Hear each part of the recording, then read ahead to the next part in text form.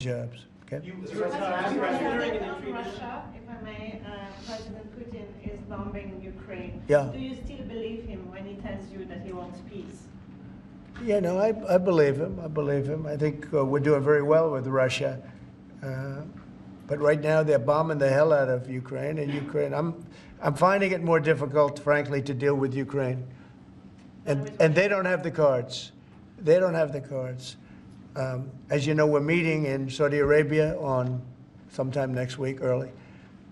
And we're talking, I find that in terms of getting a final settlement, it may be easier dealing with Russia, which is surprising because they have all the cards. I mean, they're bombing the hell out of them right now.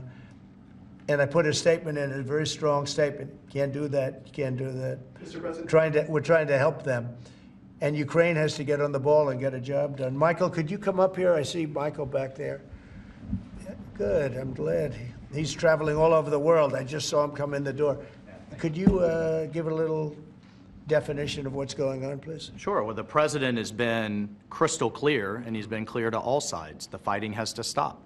Both sides need to get to the table. We had a good engagement. Both leaders have said only President Trump could do so, and only he has been able to do so. We had an initial engagement with the Russians. The Ukrainians had a great opportunity to bind our economies together through that mineral deal. Unfortunately, that didn't go so well, but we think we're going to get things back on track. Secretary Rubio, myself, and the Ukrainian delegation will be meeting in Saudi Arabia next week to get these talks back on track, get the ceasefire in place, and drive peace home under President Trump's leadership. I think both parties want to settle. I think if I wasn't president, this war would have had no chance of settlement, zero chance. But I think we're going to get it settled and stopped. We got to stop. They're losing on average 2,000 soldiers a week. That's a lot of soldiers. Do you agree, Peter? It's a lot of soldiers on both sides, I agree. Do you, Mr. President, think that Vladimir Putin is taking advantage of the U.S. pause right now on intelligence and military aid to Ukraine? No, I actually think he's doing what anybody else would do. I think he wants to get it stopped and settled, and I think he's hitting them harder than he's been hitting them. And I think probably anybody in that position would be doing that right now. He wants to get it ended, and I think Ukraine wants to get it ended, but I don't see, it's crazy. They're taking tremendous punishment. I don't quite get it, but I suspect, Michael, he probably wants to get it ended.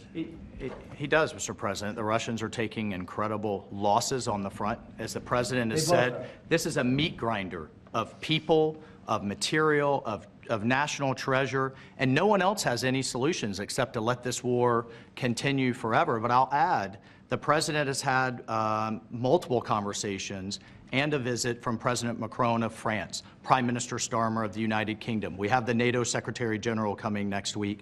We have this meeting with the Ukrainians. We've had it with the Russians. All of this in the president's first month in his leadership.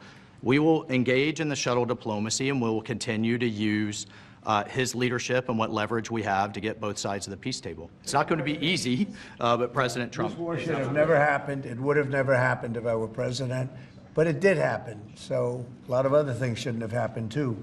We shouldn't have 21 million people pouring into our country through open borders, many of whom are criminals, very bad criminals, including murderers, thousands of murderers. Many killed, far more than one person, and they're roaming our streets. But Tom Holman and Kristi Noem are doing an incredible job, and we're getting them out of here. And we'll get them out. We'll get them all out.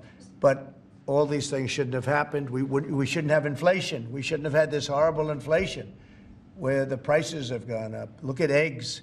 So we're doing a good job. We're doing a good job. President, in regards